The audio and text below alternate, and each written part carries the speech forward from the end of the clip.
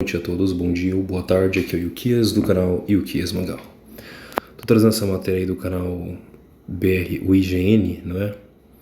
Uma matéria inteligente da parte, interessante da parte de tecnologia, onde um ex-engenheiro do Google diz ter previsto a data em que a humanidade alcançaria a imortalidade.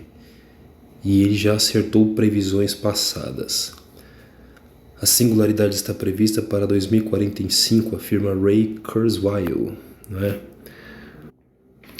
Esse Ray aí, se vocês forem depois ler as coisas dele, pesquisem sobre ele, essa busca dele incessante para conseguir, por meio da inteligência artificial, do estudo de biotecnologia, engenharia genética também, usando de tecnologia e esses parâmetros, porque ele perdeu o pai na infância, né? Ele perdeu o pai e aquilo para ele foi uma dor muito profunda. Aquilo marcou ele e ele desde então decidiu que ele ia estudar e empenhar sua vida, seus recursos todos para que um dia a humanidade não experimentasse mais a perda da vida.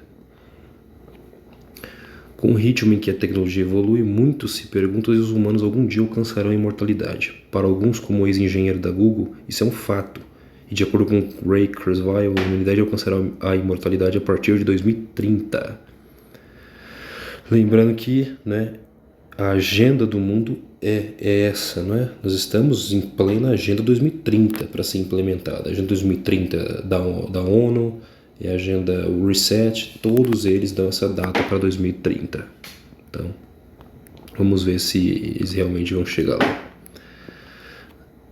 Não é a primeira vez que Kurzweil faz previsões desse calibre, e eventualmente elas acabam acontecendo.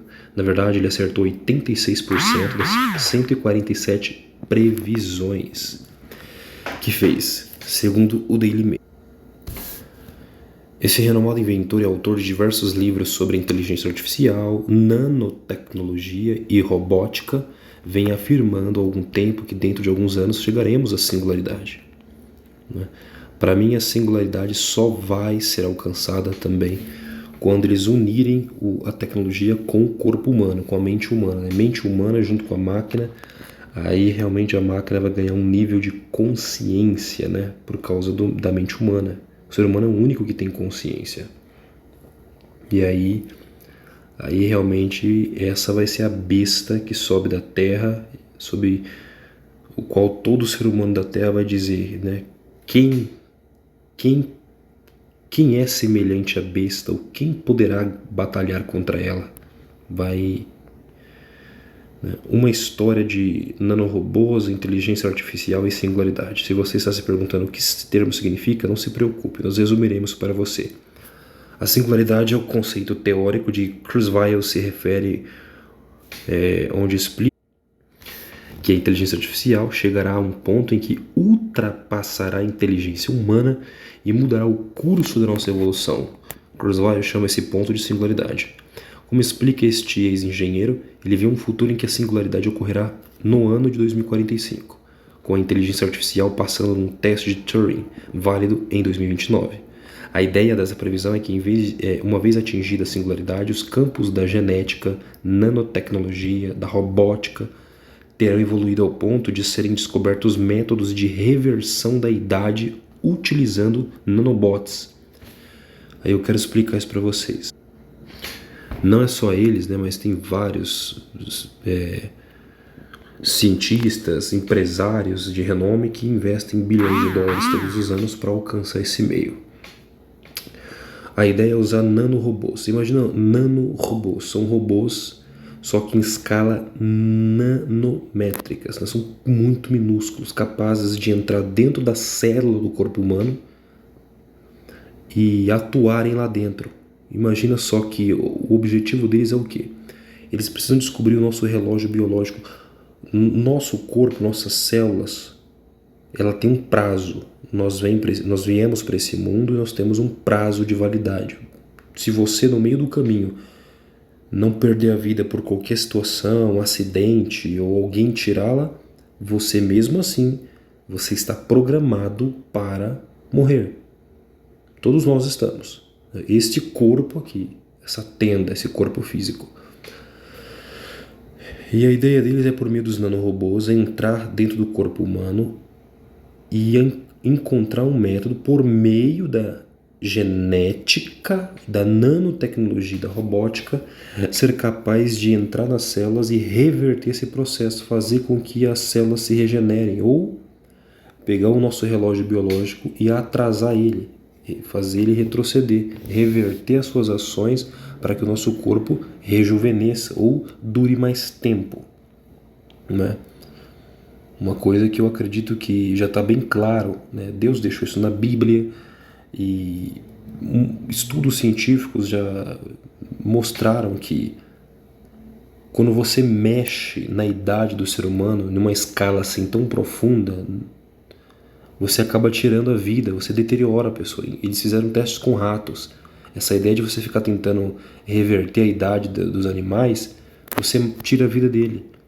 Porque a vida, né, a vida está atrelada ao tempo que nós temos aqui. E essa ideia deles de mexerem com a genética humana, com a tentativa de promover a imortalidade, o transhumanismo, né, que é o objetivo deles com isso aqui tudo, o transhumanismo vai ser a cartada final para eles, que eles vão dar para a humanidade, para você viver eternamente, o caminho é um Neuralink da vida, unir teu cérebro com a máquina, para que você tenha uma mente ultra mega inteligente, capaz de tudo, e ainda você ter um corpo novo, né, um corpo que vai superar todas as barreiras da física, do corpo biológico e se tornar um super-humano. E aí você vai viver mais, não vai ter as necessidades que o corpo precisa, e aí a dificuldade vai ser adaptar tua mente a essa máquina e ela entender e assimilar esse novo corpo robótico. A Bíblia diz que as pessoas vão procurar morte naqueles dias e não a encontrarão. Tamanho vai ser o sofrimento que a humanidade vai ser submetido, né? Estão mexendo com coisa que eles não entendem. Seguindo aqui, a ideia do Kurzweil é que esses pequenos nanobots possam viajar até nosso corpo para reparar células, como eu falei, que se deterioraram, causando um atraso no envelhecimento. O ex-engenheiro apontou uma melhora no sistema imunológico como resultado do trabalho desses nanobots, oferecendo também resistência a doenças como câncer. Então a ideia é isso mesmo. Esses nanorobôs, que são minúsculos, eles vão entrar dentro da célula humana, vão reparar essas células e aí atrasa o envelhecimento, ou seja, eu vou rejuvenescer essa célula, reverter o processo de avanço. Imagina que ela tem um relógio biológico, ela está, né, produzindo suas enzimas e a ideia é fazer com que ela faça o processo inverso e aí ela dure mais. A singularidade é uma ideia que Kurzweil já refletiu no seu livro A Singularidade Está Próxima, em 2005, embora o momento desta previsão tinha sido encarado com algum ceticismo. A verdade é que um futuro em que o nosso organismo passe por processos que consigam melhorar o nosso sistema imunológico por meio de nanotecnologia é algo que vários cientistas e especialistas têm debatido como possível. Kurzweil foi contratado pelo Google em 2012 para trabalhar em novos projetos relacionados a aprendizado de máquina e processamento de linguagem, mas já fazia previsões sobre avanços tecnológicos muito antes disso. Em 1990, ele previu que o melhor jogador de xadrez do mundo perderia para um computador do ano 2000. O fato acabou acontecendo em 97, quando Deep Blue derrotou Garry Kasparov. Então, o Kurzweil, né, fez uma previsão dele de 99. Ele disse que em 2023 um notebook de $1.000 teria o poder computacional e a capacidade de armazenamento de um cérebro humano. O ex-engenheiro tem outras previsões, embora talvez nenhuma tão ambiciosa quanto a que conta sobre a singularidade. Aí nessa parte aqui eu discordo, tá? Que o computador tem a mesma capacidade de armazenamento de dados do cérebro humano. É que a gente foi limitado por Deus. A gente tem muitas falhas hoje, devido também ao nosso comportamento alimentar e etc. Mas a mente humana ela é incomparável. Nenhum computador do mundo jamais vai superar a mente humana. Tá? Jamais. Isso é impossível. Senão eles não iriam querer usar a mente humana e unir ela com a tecnologia, né? Eles querem melhorar ela, eles querem alcançar coisas que foi bloqueadas de nós, para o nosso bem. No seu livro, ele determinou que as máquinas já estavam a tornando os humanos mais inteligentes e que ao ligá-las ao neocórtex, as pessoas pensarão de forma mais inteligente, ao contrário do que muitos de nós pensamos sobre conectar nossos cérebros a uma máquina. Kurzweil acredita firmemente que os implantes cibernéticos podem nos melhorar. Mesma ideia do Neuralink do Elon Musk, não é? Olha, se isso aqui não é a marca, então eu não sei o que é. Embora não se baseie no conceito de singularidade, os implantes com tecnologia baseada em inteligência artificial já são uma realidade. Lembremos que empresas como Neuralink e a Synchron já conseguiram isso, permitindo aos pacientes controlar determinados dispositivos com a mente. Em vez da visão de que as máquinas controlarão a humanidade no futuro, Kurzweil é mais positivo, afirmando que criaremos uma síntese entre humanos e máquinas que nos tornará ainda melhores.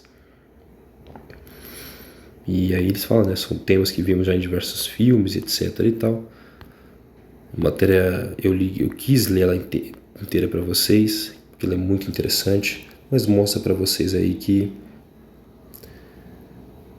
há 20, 30 anos atrás ninguém falaria isso aqui era absurdo, é uma coisa, sabe? Vamos colocar aí 70 anos atrás, 80, na Segunda Guerra Mundial, olha que loucura que nós estamos ouvindo hoje. Homens, personalidades de muita influência e poder político, econômico e geopolítico no mundo, dizendo que até 2030, tá? A singularidade, o computador vai alcançar a singularidade em 2045. Mas o Ray Kurzweil, né, esse homem, ele diz que a humanidade vai alcançar a imortalidade a partir de 2030. Tá bom? Então eu recomendo, estudem sobre ele, como é que ele chegou nisso, né? Ele estudou isso. E ele, o próprio genro do Donald Trump, tá? O Jared Kushner, investe milhões de dólares e ele diz que ele está se cuidando. O próprio Kushner falou isso, porque ele acredita que nós, a humanidade, está próxima de viver eternamente, de alcançar a imortalidade, e ele está se preparando para isso, que talvez nós sejamos a última geração que vai experimentar o fim da vida.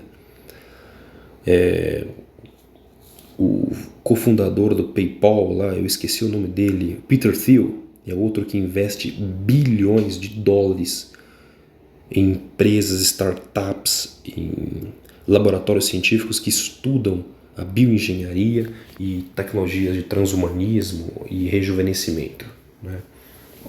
Temos muitos, o próprio Musk, entre outros. Então, assim, são pessoas poderosas que acreditam nisso. A busca, irmãos, quantos filmes, eu já indiquei filmes e séries para vocês. Eles têm a crença deles de que eles vão alcançar a imortalidade. Eles querem parar o relógio aqui. Eles querem parar o relógio aqui, né? A ideia mesmo. Por quê? Eles acreditam que o ser humano é o DNA. Nós somos DNA. A mente humana, por exemplo, eles, pelo menos parcialmente, eles entendem que nós, esse corpo aqui, nós não somos esse corpo. A nossa alma não está nesse corpo, nem nosso espírito. Aliás, desculpa, o espírito, ele controla esse corpo, ele é um sistema operacional para atuar nesse corpo, ele vai voltar para Deus. Nós somos uma alma vivente, a alma ela controla esse corpo, ela tem uma conexão com esse corpo, mas ela não é esse corpo físico, nem o espírito é este corpo. Então, o nosso corpo aqui está sendo usado, é como se você fosse um avatar. E você percebe isso como? Se realmente o nosso corpo fosse essa alma, né, se nossa alma fosse esse corpo aqui físico, então por que acontece casos de sonambulismo?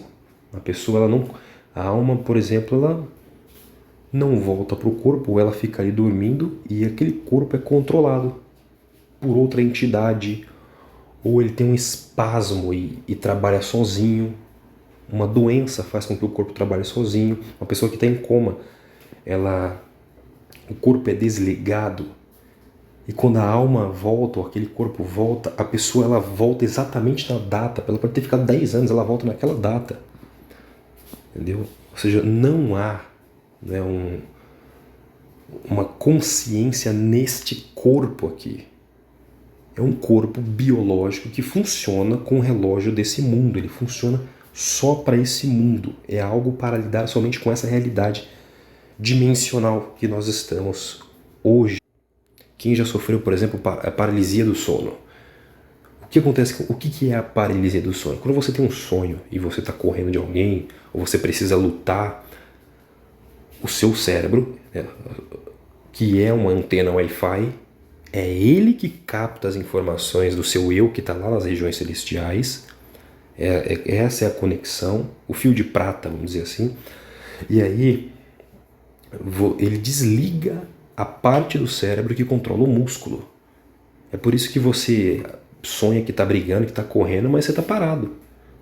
Porque se ele liga por acaso a parte do teu cérebro, né, que controla os músculos do corpo, você vai se arrebentar, você vai chutar uma parede, se jogar no chão. Então tem todo esse cuidado.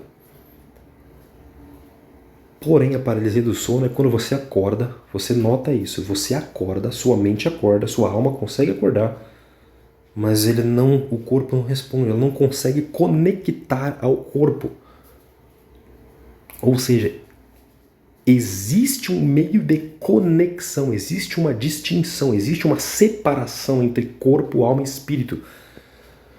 Ainda que alguns digam, Deus ele fez o homem do pó da terra, está escrito lá. Vocês precisam entender que quando diz que Deus fez o homem da terra, a terra que Deus fez Adão e Eva não é essa terra aqui. O homem original, Adão e Eva, não era esse corpo de pó que vocês estão vendo. O homem, depois da queda, ele recebe, como está escrito lá em Gênesis, ele recebe a Or, não Or com Aleph, que é luz, mas com Ain. Ele recebe Or, que é uma pele que é essa pele. Não é que Deus fez roupas para ele se vestir, Deus fez pele e recobriu o corpo do homem de pele, colocou ele na dimensão, porque ele estava numa outra dimensão e cai daquela dimensão para essa dimensão inferior, e aí Deus tem que recobrir ele, porque senão ele não ia sobreviver aqui dentro. Então vocês precisam compreender isso. E aí é que você entende que a nossa conexão, o nosso eu, porque lá em cima tudo é pleno, tudo é espírito. É a alma e o espírito, e eles alcançam uma dimensão e um poder e não tem limitações no reino espiritual onde Adão e Eva foram criados. Tanto é que ele era exatamente igual ao Eterno, ele era igual a Deus. Não é que Adão só se parecia com Deus, ele era igual a Deus. Deus fez um clone, uma cópia dele, uma cópia exata, uma tselem, uma cópia original, autenticada. E hoje nós não somos mais isso. Nós somos, claro, nós temos aspectos daquele primeiro homem, nós somos ainda a imagem e semelhança de Deus, mas nós estamos muito longe da luz. A gente não consegue mais chegar próximo à luz divina, né? E a gente agora, por meio de Cristo, nós estamos fazendo o caminho de volta para casa. A gente se perdeu, todo mundo se perdeu, como ovelhas que se desgarraram, e agora tem que voltar, fazer o caminho de volta. E é isso que Cristo veio nos fazer voltar para o Pai. Então vocês precisam entender, tá? Eu compreendo assim, o corpo que nós estamos aqui agora, ele não é parte do processo criador de Deus. E Deus criou, claro que Deus criou, mas só que não é algo eterno. É só para essa dimensão que a gente caiu, para esse mundo que é um exílio, que é a nossa diáspora. O verdadeiro corpo que Deus deu para Adão, ele era espiritual.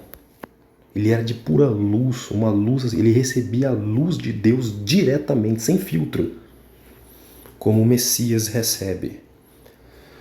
E aí, ele era cheio de glória, de poder, de pedras preciosas, de outras coisas que esse mundo não comporta. Mas vocês precisam compreender isso, que o que está sendo trabalhado agora, a ideia dessas entidades é... Você vai notar que quando João Batista viu os fariseus da época, os saduceus, aquela liderança de Israel na época, ele fez uma pregação muito dura, muito dura. João Batista disse: raça de víboras, quem vos ensinou a fugir da ira futura? Vocês já pensaram o que significa esse texto? No passado, né, os anjos que copularam com a mulher tiveram filhos, que são os Nephilim, que vieram os heróis, né, muito cultuado nas culturas passadas, no Egito, na Babilônia, mais ainda popularizado na Grécia Antiga, né, nomes como Hércules, que era um Nephilim, né, e dentre outros. E aí, do qual, inclusive, ele era parente, né, ele era um dos parentes, se não me engano, o general Ptolomeu de Alexandre o Grande vem dessa descendência de Hércules, né? E tinha um parentesco também com Alexandre o Grande, que se dizia filho de Zeus, dado ao grande mito do rei Filipe da Macedônia, de que o filho dele, né, ele pegou o útero da esposa dele, que foi atingido por um raio, que seria Zeus, e dali nasceria Alexandre, o homem que espalharia o ideal helenista para o mundo inteiro. E aconteceu conforme a profecia deles, porque Deus permitiu que isso ocorresse. Mas aí, essa mente, né, essa mentalidade que João queria passar ali é o seguinte: esses seres, eles não são humanos, e vocês já sabem disso, a gente já falou. Como que essa raça tentou se livrar do juízo? Porque Deus prometeu, lembra? Lá para Eva, ele prometeu que nasceria um que esmagaria a cabeça da serpente e esta lhe feriria o calcanhar. Então o que eles fizeram? Peraí, nós vamos ser destruídos. Existe uma profecia, Deus, a primeira sentença para a serpente é: eu vou te destruir. Da semente da mulher vai nascer um homem que vai acabar com vocês, que vai aniquilar, destruir a tua existência. Aí o que eles fizeram? Eles tiveram filhos, porque eles, né, macularam Eva no paraíso. E aí, essa linhagem, a partir de Caim, que está aí até hoje. Depois, em Gênesis 6, aconteceu outra vez, dos anjos. E aí, Deus faz um dilúvio, acaba com eles. O juízo para eles era muito fácil. Sodoma e Gomorra, Deus pega homens nesse estado, taca fogo neles, pronto. O que esses seres fizeram? Eles então entenderam o seguinte: não, a gente precisa se parecer mais com os humanos. A gente precisa... O que eles fizeram? Ao longo da história, essa linhagem maligna se casou com judeus. Eles se casaram com mulheres judias e as suas filhas se casaram com homens judeus. Então eles adquiriram o sangue das tribos de Israel também na sua composição. João, na hora que olhou para eles, reconheceu e falou: raça de víboras. O termo em hebraico seria Nahashim, que são todos Ben-Nahash, Nahashim, bando de filhos do Nahash, o ser que enganou Eva. Quem é que ensinou vocês a fugirem da ira futura? E aí, você sabe que é isso que ele está falando por causa do contexto. Mais à frente, João vai dizer o quê? Vocês dizem que são filhos de Abraão? Pois eu digo a vocês que dessas pedras, olha só, dessas pedras, Deus pode levantar filhos a Abraão. Ou seja, ele está falando para eles: vocês não são filhos de Abraão. Vocês acham que porque vocês se casaram com o nosso povo, vocês são do nosso povo? Vocês não são do nosso povo. Vocês tomaram essa posição porque Roma colocou vocês aí, porque esse sistema corrupto corrompeu essa nação pecaminosa e colocou vocês aí. Mas vocês nunca farão parte do nosso povo. João Batista tocou na ferida, mexeu com eles. E Yeshua mais à frente vai chamar eles de novo de raça de víboras. Porque Yeshua sabia com quem estava lidando. Prestem atenção nos textos dos evangelhos, Jesus e João nunca pregou para líderes. Os líderes de Israel. Ele pregava para o povo, eles pregavam para romano, para grego, para o povo de Decápolis. Eles pregavam para o samaritano, mas para as lideranças de Israel não havia pregação, era só cajadada, só pedrada. Porque eles não se convertem. É impossível salvar eles. O que eles querem naquela época era o quê? Direito ao trono. Olha só o que Jesus fala. Vocês não entram no reino e não deixam os outros entrar, impondo cargas e leis pesadas para o povo que vocês não cumprem. E é impossível para o povo cumprir também. Então eles assumiram, eles colocaram esse tipo de liderança para governar o povo, para impor leis sobre o povo que Deus nunca mandou, e o povo nunca alcança o objetivo. É um povo que vive sem um pastoreio, frustrado na sua vida espiritual e consequentemente na sua vida pessoal, porque é isso que eles fazem.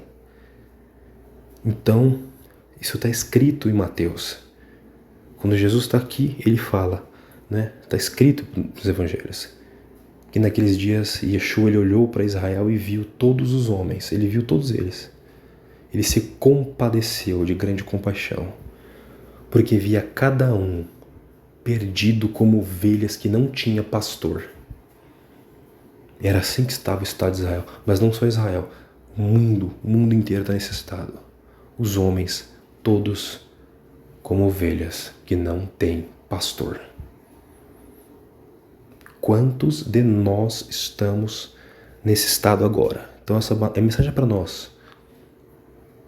Como ovelhas que não têm pastor. E Yeshua ele foi erguido pelo Pai para pastorear as ovelhas. Foi levantado um homem para trazer de volta para casa os que se tinham perdidos. Essa ideia aqui de criar um corpo de metal ou de silício e transferir tua mente para o computador para alcançar a singularidade, para que você viva eternamente nesse mundo, é a ideia que fugir do juízo. É uma ideia de eu preciso rejuvenescer, eu preciso atrasar o relógio do corpo do homem, eu preciso atrasar porque assim não precisa mais nascer novas pessoas, eu controlo o tempo. A ideia deles é que se eu controlar o corpo do homem, se eu controlar a última barreira que é o homem, acabou, eu atraso o juízo. Acabou, não tem mais juízo, agora o homem vive para sempre. A gente consegue viver para sempre. Não há mais morte. Parei o relógio. Eles estão correndo contra o tempo. Eles querem essa loucura de parar o tempo, que não vai acontecer. No fim vai se mostrar totalmente ineficaz, vai dar errado e vai causar mais dor e sofrimento. Porque não tem como fugir. E eu vou falar uma coisa, irmãos. Tá? Bíblica. Cuidado, tá? Não existe essa história de viver a todo custo nesse mundo. A gente não tem que sobreviver a todo custo. E eu vou ministrar para vocês, eu vou trazer um vídeo muito... mais tarde eu vou trazer um vídeo para vocês, uma ministração do que o Senhor tem falado comigo e eu quero falar com vocês. Não é a vontade do Pai. Muitas igrejas, eu lamento dizer isso, se perdeu há décadas, há séculos, com apego com esse mundo. O último mal que precisa ser exterminado do meio do povo é a teologia da libertação, é a teologia da prosperidade. Quando essa porcaria acabar e os crentes fiéis forem despertos de novo, aí começa o poder de Deus operar, mas também a perseguição vem no seu nível final. A igreja, o povo, precisa entender que a gente não está aqui para viver a todo custo. Quem é o louco que quer viver eternamente num mundo como esse? Só uma pessoa maligna mesmo, porque esse mundo é horrível, horrível. Nada aqui funciona direito. Então eu espero que a gente compreenda isso claramente e olha esse tipo de matéria, o tempo que nós estamos vivendo. A Agenda 2030 está a todo vapor e o plano deles é, no meio do caminho, lembra que a Primeira Guerra Mundial destruiu os impérios e surgiu no mundo. Foi ali, foi na Primeira Guerra Mundial, teve duas coisas que foram ocultas, tá? Mas eu não vou falar agora nesse vídeo não. Eu vou explicar no próximo vídeo, e eu vou trazer uma ministração para vocês e vou explicar algumas coisas para vocês, inclusive trazendo fontes bibliográficas. Um forte abraço para vocês. Até o próximo vídeo, se Deus permitir, e vivermos.